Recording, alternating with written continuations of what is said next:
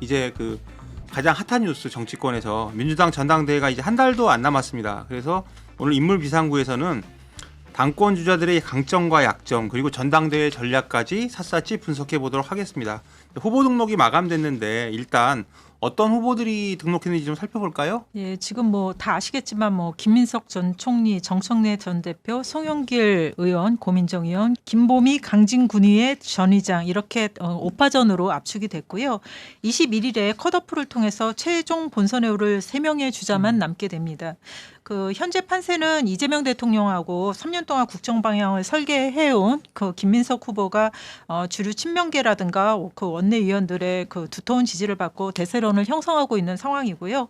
여기에 맞서서 정청래 후보는 그 오랫동안 당 활동을 했었잖아요. 학생 운동 할 때부터 했다고 하는데 그러면서 이제 그 당내에서 그 강성 지지층 그런 팬덤층을 확보하고 있기 때문에 두 후보의 본선 진출은 일단 안정권이다 이렇게들 다들 보고 있습니다. 그래서 결국 관전 포인트는 남은 본선 티켓 한 장을 누가 갖게 될 것이냐 이런 건데요. 지금 송영길 의원은 이제 호남에 가 있잖아요. 거기에서 이제 이거 전당대회 끝날 때까지 거기에 있겠다. 그러면서 자기가 이제 거기 이제 호남 그 메가 프로젝트라고 해가지고 반도체 그 공장을 짓고 이런 프로젝트를 누가 가장 잘할 수 있느냐. 결국은 자기다. 이런 걸로 그 호남 표를 얻으려고 지금 애쓰고 있는데요.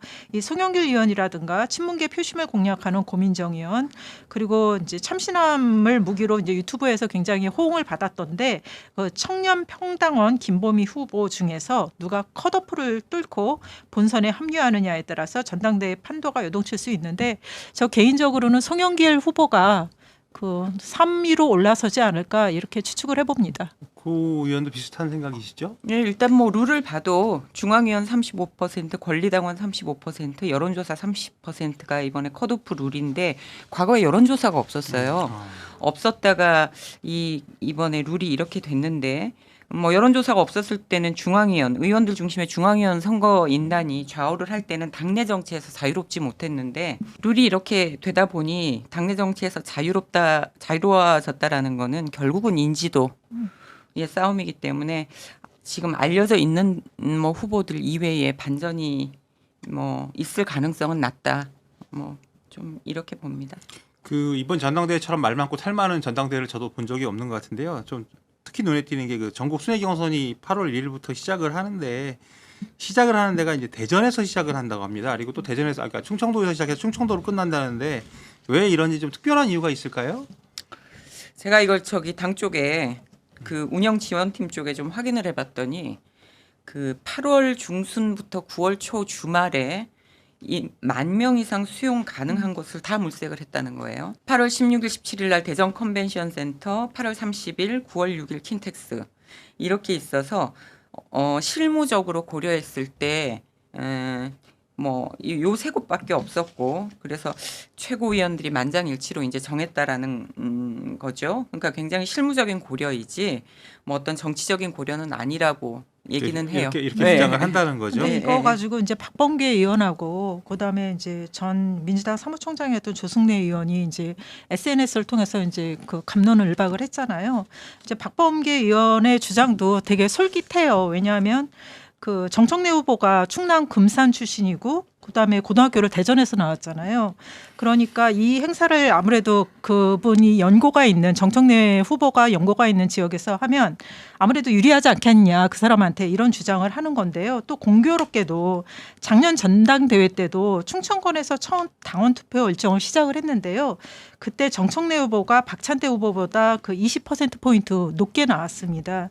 그래서 이제 그런 의심을 하는 것 같은데 우리 구 의원께서 말씀하신 대로 조승래 의원이 자기가 뭐 이제 8월에 있을 이 전당대회를 위해서 연초에 이미 이제 이런 그 만석 규모의 그런 공간이 있는지 찾아봐라 수도권에. 그런데 없었다는 겁니다. 이제 K-팝이 워낙 인기가 많다 보니까 국내 가수들의 콘서트가 많이 예정이 되어 있어서 어쩔 수 없이 자리가 있는 대전에서 할 수밖에 없었다. 이렇게 반박을 했습니다.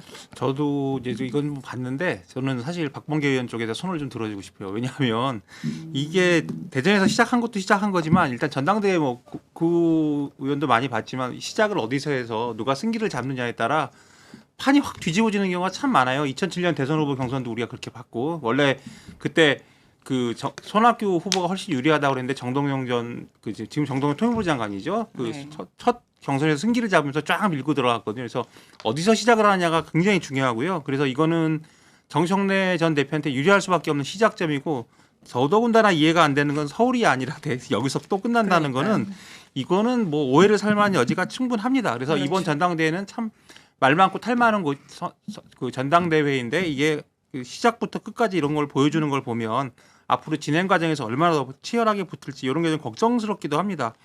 그리고 또 하나 이제 꼽을 수 있는 게 도입이 결정됐죠. 그 선호투표제라는 건데요. 뭐 1인 1표제야 이미 통과가 된 거고 그 선호투표제라는 건 저는 사실 잘 몰랐는데 이번 그 전당대회를 보면서 좀 이게 뭔지 공부를 하게 되고 어느 쪽이 유리한지 이런 걸 좀 찾아보게 됐습니다. 그래서 정치 고관여층들은 좀 아시겠지만 그 일반 시청자들을 위해서는 이걸 좀 아시는 게 좋을 것 같아요. 판세 분석에 도움이 되니까. 선호투표제 저도 이번에 이것 때문에 처음 공부를 했는데 좀 쉽게 설명을 하면은 이제 투표용지에 나열된 이제 본선 후보가 이제 3명이 올라가니까 이 3명한테 유권자가 원하는 자기가 가장 선호하는 후보 순서대로 1순위, 2순위, 3순위 이렇게 선호도를 매겨서 투표하는 방식입니다.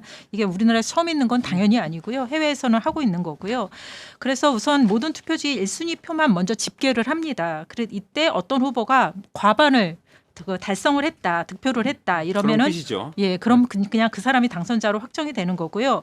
만약에 과반을 얻는 후보가 없다, 그러면은 그 3등 가장 적은 1순위 표를 얻은 꼴찌 후보가 이제 자연스럽게 탈락을 하고 그 탈락한 후보를 1순위로 찍었던 후보자들을 다시 이제 그 투표지를 확인을 해서 그 사람들이 2순위를 뽑은 사람이 있을 거 아닙니까?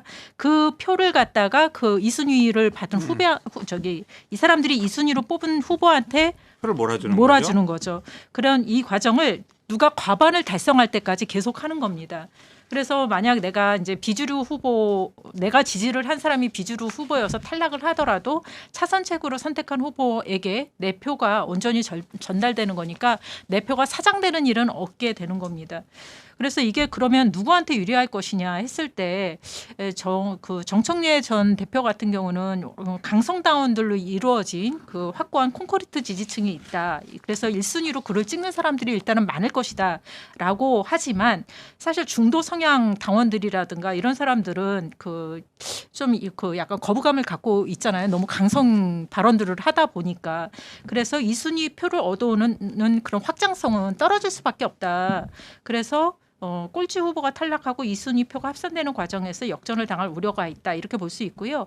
그리고 당초 선호 투표제에 대해서 정청래 대표하고 친청계가 그래서 이제 서로 누구한테 유리한지 불리한지 알기 때문에 싸운 거잖아요. 그래서 이제 이것 때문에 이성윤 최고위원이 친정청래 사퇴했을 정도인데 결국은 이렇게 되면은 김민석 후보가 왜냐하면 지금 가장 강한 양 두 사람을 꼽는다면 김민석 전 총리하고 정청래 전 대표이기 때문에 김민석 후보가 유리한 상황이 되지 않을까 이렇게 짐작을 합니다. 고 의원께서 뭐 덧붙이실 말씀 있으세요? 아니요, 뭐 그 도입 취지와 뭐 그다음에 잘 말씀해 주셨고요.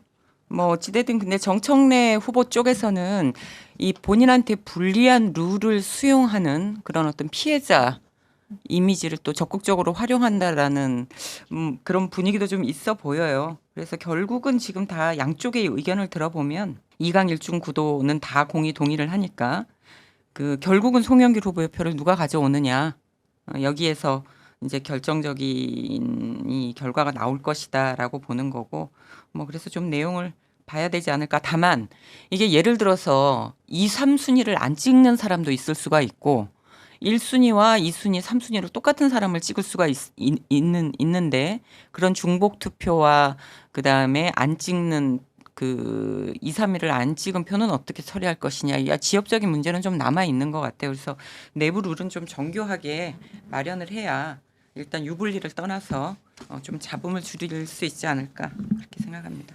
저도 제가 이걸 선호 투표제가 어떤 것인지 좀 보면서 유불리를 따져봤는데 이건 뭐 절대적으로 김민석 전 총리에게 유리한 룰인 것 같아요. 왜냐하면 송영길 만약 어느 분이 탈락할지는 모르지만 두 사람 중에 한 사람이 탈락을 한다고 치면 송영길을 찍었던 사람들이 2순위로 정청래를 찍을 일은 별로 없다. 이건 반대로도 마찬가지입니다. 그렇죠. 그래서 이거는 절대적으로 아무래도 이게 유리한 국면으로 접어든 건 맞고 다만 정청래 전 대표가 얼마나 정말 강한 표심을 가지고 있는지 이건 좀 별개의 문제입니다. 하지만 요 룰 자체는 아무래도 좀 김 전 총리나 송 의원에게 유리하지 않을까 이런 생각들을 좀 하게 됩니다.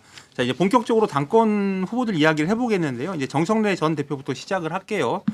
그 정청래 전 대표가 그 이제 아까 구혜영 그 위원이 얘기할 때처럼 좀 아프다 이런 얘기를 하는데 SNS에 언론사 만평을 올리면서 나 많이 아파 두들겨 맞으면 아픕니다 이렇게 했어요. 근데 잘 견뎌보겠다 이렇게 했는데 실제로 정청래 전 대표 신경은 어떻습니까? 이분이요 씹는다고 아파할 분이 아니에요. 저는 이게 좀 지금 돌아가는 판이 뜻대로 되지 않은 상황에서의 어떤 완곡한 표현 아닐까. 왜냐하면 이게 지금 그 정 후보한테 가해지는 비판들 중에서도 명분에서 밀리고 있는 부분이 분명히 존재하지 않습니까? 지방선거 책임론이라든가 이제 이런 부분이 있기 때문에 명분에서 밀리고 있는 것에 대한 지적 이런 거는 이제 딱히 응대하기도 어려워요. 그러다 보니까 뜻대로 되지 않는 것에 대한 그 우회적인 표현인 거지 이게 씹힌다고 아프다. 뭐 좀 이렇게 보이지는 않더라고요.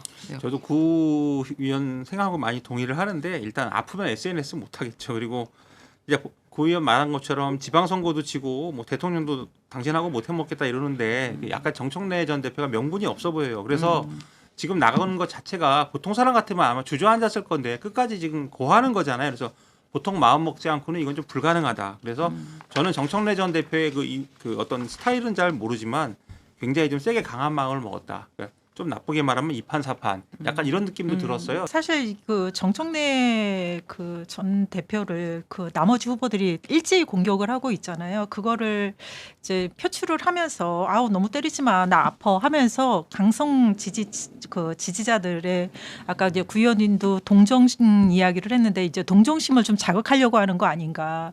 모두가 나만 공격해. 그러니까 좀 도와줘. 뭐 이런 메시지를 내는 거 아닌가 이런 생각이 들었습니다. 그런데 이제 뉴스를 보면은 정청래 의원 주변에 대표 주변에 의원들이 없는 것 같아요. 그래서 이제 구 의원이 잘 아시겠지만 민주당 내부나 의원들 사이에서 이번에 정청래 연임만큼은 안 된다. 뭐 이런 비토 정서 같은 게 좀 실제로 있습니까? 뭐 지금 이른바 참모들이라고 해도 측근들이라고 해도 당직 측근들 의원들 한 20명 많아야 뭐 일단 수적 열세도 물론 있지만 실제로 비토 정서가 없지는 않습니다. 없지는 않으나 반면에 또 뭐 그것도 맞지만 그렇다고 김민석 전 총리도 확실하게 그분이 인기가 있는 건 아니죠. 그렇죠. 대통령의 이제 그러니까 이게 뭐 비토 정서는 두 분 다 어느 정도 있는 건 사실인 것 같아요. 저도 뭐 이렇게 비토 정서가 꽤 있다. 그렇게 이제 이야기를 들었는데요. 실제로 뭐 강주 지역 의원 모임에서 정청래 전 대표 연임에 반대한다. 그만해라 뭐 그렇죠. 이런 목소리가 나왔었죠? 다수 나왔었고 그 친청계로 분류되던 지역 의원도 이번에는 지지하지 않겠다 이런 이야기도 했었고 이게 이제 아무래도 정 전 대표가 이제 그 당 운영을 굉장히 독선적으로 한다 이야기는 계속 끊임없이 나왔잖아요. 이거에 대한 피로감 이런 거 불만 이런 것이 누적된 결과로 보이는데요. 그리고 뭐 지방선거 끝난 뒤에 처음으로 열린 그 의원총회에서도 뭐 사퇴하라 이런 목소리들이 굉장히 많이 분출됐잖아요. 그래서 이제 의원들 사이에서는 뭐 이제 어찌됐든 이재명 대통령이 뭐 노골적으로 표현은 안 했으나 뭐 당대표는 김민석 전 총리가 했으면 좋겠다라는 뜻을 이미 여러 차례 여러 가지 방법으로 내비쳤다고 보여지기 때문에 김민석 후보를 선호하는 분위기가 좀 강하지 않나 이렇게 보고 있습니다. 저도 제 생각 하나만 말씀드리면 여러분들하고 굉장히 여러분들 생각하고 일맥상통하는데요. 다만 이제 저는 이렇게 대통령이 나는 사실 너랑 못 해먹겠다 딱 이렇게 못을 박은 거로 봐요. 그래서 따은 마음 품었다 이렇게 얘기를 하고 김민석 총리 보고 적정한 역할이라는 표현을 썼습니다. 그래서 내가 믿는 건 김민석이야 이런데 이러면 어떤 구도가 만들어지냐면 정청래 전 대표가 이제 아웃이 된 걸 떠나서 만약에 정청래가 이 구도에서 되면 이건 대통령의 레임덕을 의미할 수가 있어요. 그럼 레임덕이 의미가 되면 아직도 임기가 4년이 남았는데 4년 동안 이 국정 상황에서 어떤 일이 벌어질지 모르고 그럼 당장 다음 총선, 대선 이게 좀 암울해지거든요. 그러면 의원들 입장에서 어떤 게 생기냐면 의원들 총선에서 붙어야 되잖아요. 연임해야 되잖아요. 근데 그렇죠. 지금 이렇게 판이 안 좋아지면 정청래 전 대표가 돼서 만약에 총선 구도가 어려워진다. 그럼 그 피해자는 1차적으로 의원들한테 돌아옵니다. 그러니까 의원들이 뭐 국정 성공 이런 것도 생각을 하겠지만 기본적으로 아시겠지만 의원들한테 가장 큰 거는 나의 재선이기 때문에 그런 생각을 하면 아무래도 정청래 전 대표를 좀 찍기가 어렵지 않을까 하는 게 이제 저의 개인적 추정이고요. 설사 정청래 전 대표하고 가까운 사람들, 아주 가까운 사람들이야 뭐 운명 공동체 같은 몇몇 의원들이야 어쩔 수 없겠지만 나머지 의원들은 자기 미래를 생각하면 좀 어렵지 않을까 이런 좀 생각들을 좀 해보게 됩니다.